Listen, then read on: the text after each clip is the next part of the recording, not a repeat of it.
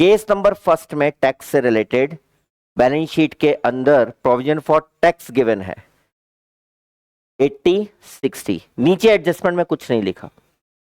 ऐसे केस में जब हम ऑपरेटिंग एक्टिविटी बनाते हैं तो ऊपर ऐड करते हैं एप्रोप्रिएशन एंड टैक्स में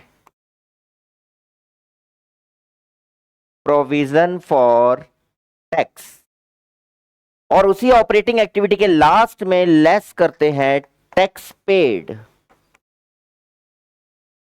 ठीक है, जब ये वाला केस होता है तो हम पिछले साल का टैक्स पेड करते हैं और करंट ईयर का प्रोविजन बनाते हैं जो हम पेड करेंगे नेक्स्ट ईयर जाकर। यानी ये 80,000 उठाकर यहां रख देंगे करंट ईयर वाला, और प्रीवियस ईयर वाला कहां रख देंगे 60,000 नेगेटिव। पहला स्टेप समझ आ गया। जब एडजस्टमेंट में नहीं दिया, केवल अंदर दिया है। दूसरी कंडीशन,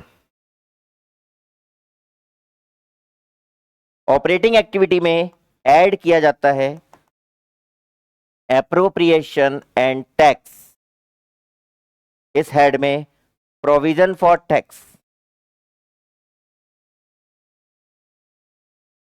ठीक है, और लास्ट में लेस किया जाता है टैक्स पेड।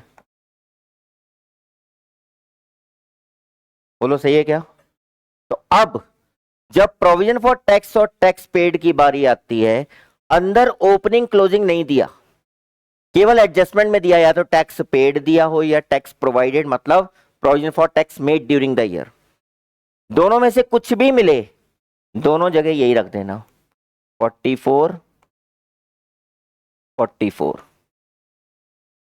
आया समझ? मतलब इतने का ही प्रोविजन बनाया, इतने का ही पेड किया, अंदर नहीं है ना ओपनिंग क्लोजिंग। तो और तीसरी कंडीशन जो सबसे ज्यादा इंपॉर्टेंट है, उसमें ओपनिंग क्लोजिंग बैलेंस भी दिया होता है और साथ में टैक्स पेड और टैक्स प्रोवाइडेड भी दिया होता है। दोनों में से कोई एक मिलेगा, या तो टैक्स पेड मिलेगा या टैक्स प्रोवाइडेड। जब अंदर भी ओपनिंग क्लोजिंग हो और एडजस्टमेंट भी दी हो, तो आपको यहां पर बनाना पड़ेगा एक टैक्स का अकाउंट वर्किंग नोट में। अब आप ये बताओ, प्रोविजन फॉर टैक्स जो बैलेंस शीट के अंदर मिलता है वो लायबिलिटी या एसेट्स? लायबिलिटी। और लायबिलिटी साइड यानी क्रेडिट बैलेंस, क्रेडिट बैलेंस का ओपनिंग बैलेंस क्रेडिट में, बैलेंस बीडी, तो क्लोजिंग बैलेंस बैलेंस सीडी। इतना समझ में आया क्या?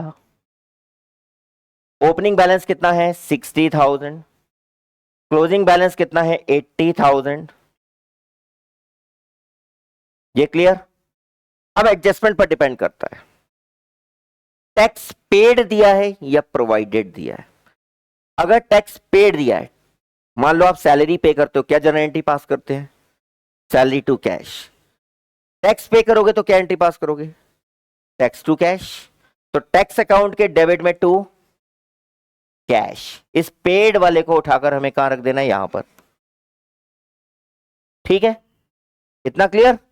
डिफरेंस 8 और 4 12, 1,24,000 माइनस किया तो 64, ये आ गया बाय पी एंड एल। ठीक है, अब अभी तक हम ये दो रख रहे थे, देखो चेक करो। अब हम ये दो नहीं रखेंगे, अब हम रखेंगे ये दोनों। ये जो पी एंड एल वाला आइटम है इसे रखेंगे यहां पर, और पेड वाला जो कैश वाला आइटम है उसे रखेंगे यहां पर। तरीका समझ आया? अब अगर क्वेश्चन में दिया है टैक्स प्रोवाइडेड, मतलब ये वाला दिया हुआ है, उस समय हम क्या करेंगे? टैक्स प्रोवाइडेड लिखा है तो ओपनिंग क्लोजिंग बैलेंस रख लिया, टैक्स प्रोवाइडेड 44 को यहां रख लिया, 6 और 4 10, 1,04,000। ये समझ आया? 1,04,000 माइनस किया 80, कितना आ गया 24। अब 24,000 नीचे और 44,000 ऊपर। ये पूरी कहानी समझ में आई? लेकिन एक चीज देखना, जब हम केस फर्स्ट कर रहे थे,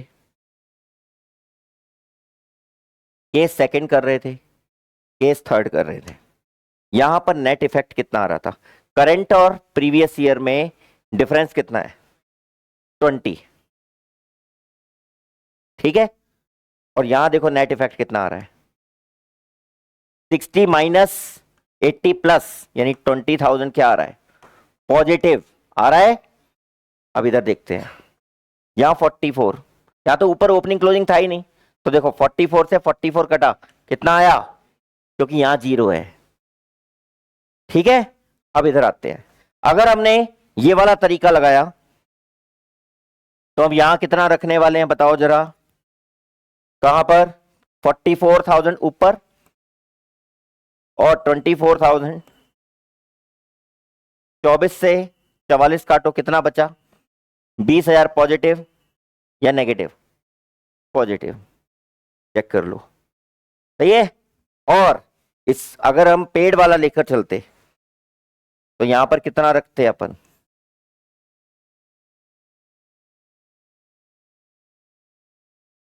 कितना रखते? पेड 44 यहां रखते, कितना हो जाता? 124, यहां 124, यहां 64, 64 ऊपर रखते, नीचे कितना रखते?